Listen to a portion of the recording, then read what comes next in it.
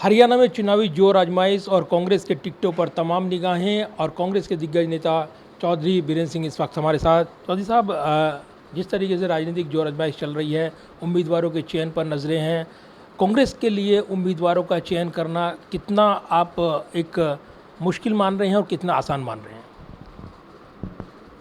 चयन प्रक्रिया तो कभी आसान होती ही नहीं, क्योंकि अच्छे को जिसको आप संज्ञा देते ना, अच्छा हो सकता है वो 21 पॉइंट का हो, और जो कहते हैं कि ये अच्छा नहीं है, हो सकता है वो 20 पॉइंट का हो। तो 1 पॉइंट में ही बहुत फ़र्क पड़ता है।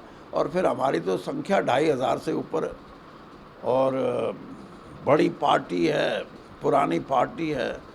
तो अच्छे, मैं ये कहूँ कि जो लड़ने वाले हमारे कांग्रेस के प्रत्याशी हों, वो हर दृष्टि से लोगों के मन को छुएं कि ये आदमी है, इसमें बोलने का साहस है, ये आदमी है, इसकी बुद्धिमत्ता एक प्रतीक है, ये आदमी है जो संघर्ष करता है, ये आदमी है जो लोगों को जोड़ के चलता है।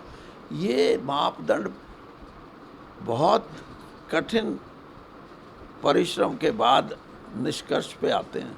तो इसलिए लंबा चल रहा है, और हमारे सारे साथी लगे हुए हैं जो सीनियर लीडर हैं राज्य के भी, और अब सेंट्रल इलेक्शन कमेटी में जिसकी अध्यक्ष श्रीमती सोनिया गांधी हैं, वो चर्चा शुरू हो जाएगी। आज शायद हो और कल भी हो सकती है। लेकिन दूसरी तरफ देखें हम, विनिंग फैक्टर वो क्या बड़ा फैक्टर है जो उम्मीदवारों के चयन पर असर डालेगा। और जिस तरीके से जिताऊ और टिकाऊ उम्मीदवारों की बात की जा रही है, इसके अलावा सर्वे रिपोर्ट के आधार पर टिकट मिलेंगे, ये बार बार कहा जा रहा है। सांसदों को टिकट नहीं मिलेंगे, ये भी कह दिया गया। लेकिन साथ ही ये भी कह दिया गया कि जो चुनाव नहीं लड़ रहे हैं वो भी सीएम के दावेदार हैं।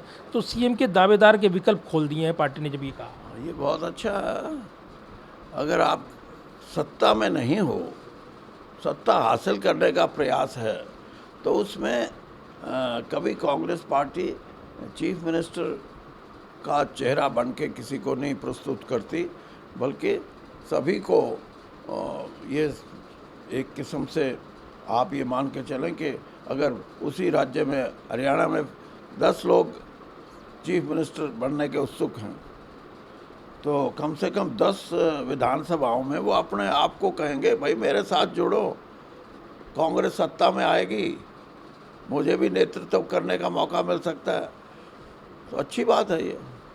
अब अगर भाजपा में कम से कम ये बोल देते कि अगला चुनाव मुख्यमंत्री का एमएलओ की पूछ के किया जाएगा, तो राव इंद्रजीत नाराज़ नहीं होते, और जो सीनियर लीडर हैं उनका भी दाव, ये कहते हैं भाई हमारा भी दाव लग सकता है। तो इसलिए हमारी और बीजेपी की सोच में फ़र्क है। अब वो क्यों है फ़र्क?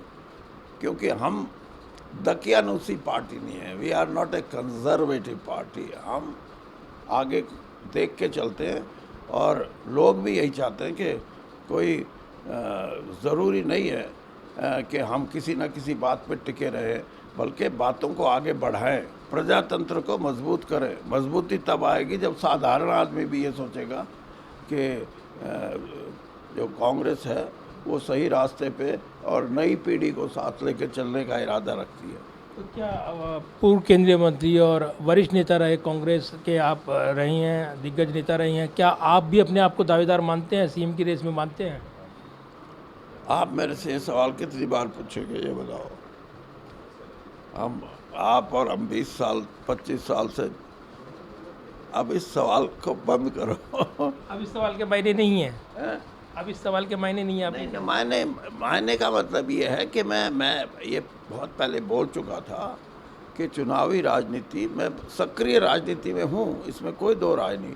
मेरे इरादे और मेरे जो विचार हैं, उनको भी मैं चाहता हूँ कि हरियाणा में आने वाली जो कांग्रेस की सरकार है वो उन चीज़ों को आगे बढ़ाएगी, तो हरियाणा युवा पीढ़ी के लिए एक नई दिशा की तरफ लेके जाएगा, जो हमारे देश को भी ज़रूरत है। और यही तो कारण है कि यहाँ किसान आंदोलन हुआ, यहाँ हमारी महिला जो लड़कियाँ खिलाड़ी थी, ख़ास तौर पे कुश्ती की, उन्होंने जो आवाज़ उठाई, और कितनी चीज़ें, ये जो अग्निवीर है, ये इश्यूज़ हैं जिसमें हरियाणा आज चुनाव लड़ रहा है। और मैं ये बताऊं, इन इश्यूज़ पे हरियाणा का वोटर इकट्ठा हो रहा है। तो बिना फेस के कांग्रेस को नुकसान होगा, फायदा होगा, सामूहिक नेतृत्व में फायदा होगा, क्या कहेंगे आप किसके बारे में? सीएम फेस को लेकर? मैंने बता दिया, फायदा ही फायदा है। बीजेपी को भी आप ये बता दो कि सीएम फेस हटा दो तो तुम्हारे को कुछ 2-4 सीटें फालतू बढ़ सकती हैं। अब जो ये कहा जा रहा है बीजेपी में जिस तरीके से ज्वाइनिंग हो रही है, देवेंद्र बबली भी उनकी तरफ आए हैं, इसके अलावा अन्य नेताओं को भी वो जोड़ रहे हैं, ये क्या समीकरण है, ये क्या, इस पर जवाब देंगे आप? ये जवाब सीधा है, जब पार्टी में अच्छे उम्मीदवारों की कमी रहती है तो वो बाहर से भी इंतज़ार करते हैं, और इसीलिए अपनी जो सूची है, जो भारतीय जनता पार्टी कहती है कि हम तो बहुत जल्दी सूची निकालते हैं, उसमें भी जो देरी कर रहे हैं वो इसीलिए कर रहे हैं कि कांग्रेस की सूची पहले आ जाए ताकि वहाँ से अच्छे कोई कैंडिडेट हों और जिनको वहाँ टिकट ना मिले उनको हम स्वागत कर लें उनका। लेकिन कैंडिडेट अच्छा होना और कैंडिडेट साधारण होना कोई मायने नहीं रखता। लोग जब मन बना लेते हैं, और हरियाणा का चुनाव तो लोग और कांग्रेस मिलकर लड़ेंगे, मतदाता और कांग्रेस एक तरफ, और भारतीय जनता पार्टी क्या बोलते, सुशासन और शासन और कुशासन, इन तीनों में छांटना है मतदाता। लेकिन भाई आप किसके पक्ष में हो? आखिरी सवाल, कितने पायदान पर खड़े हुए देख रहे हैं कांग्रेस को आप हरियाणा में इस वक्त? कितनी सीटें आप देना चाहेंगे? देखिए, मैं सीट का नंबर तो नहीं मैं बता सकता, लेकिन मैं ये कह सकता हूँ कि 70% से ज़्यादा लोग आज हरियाणा के भारतीय जनता पार्टी को सत्ता से बाहर करना चाहते हैं। और आम साधारण मतदाता की निगाह में कांग्रेस पार्टी एक ऐसी पार्टी है जिसके साथ मिलके मतदाता अपने वोट का प्रयोग करेगा और सत्ता से बाहर करेगा। बाकी पार्टियां भी हैं, लेकिन उनको ज़्यादा मुझे नहीं लगता कि कोई आकर्षण किसी भी पार्टी में ये हो कि ये पार्टी है, ये शायद अगर इसके साथ जुड़े तो हो सकता है भारतीय जनता पार्टी को हरा दे। आज भारतीय जनता पार्टी को शिकस्त कौन दे, हराए कौन? वो कांग्रेस। और मतदाता की भी यही पहचान है कि वो कांग्रेस के पक्ष में वोट करे। धन्यवाद बात करने के लिए। चौधरी बीरेन्द्र सिंह, और जो चुनावी समीकरण, उम्मीदवारों की खोजबीन, उस पर निगाहें हैं, तमाम मुद्दों पर बात कर रहे थे और इशारों में तमाम बातें बोल रहे थे। तो वहीं खुलकर भी उन्होंने कहा है कि इस बार तो कांग्रेस की बारी है, क्योंकि कई ऐसे फैक्टर हैं जो इस बार बीजेपी के खिलाफ जाएंगे, ये उनका दावा है।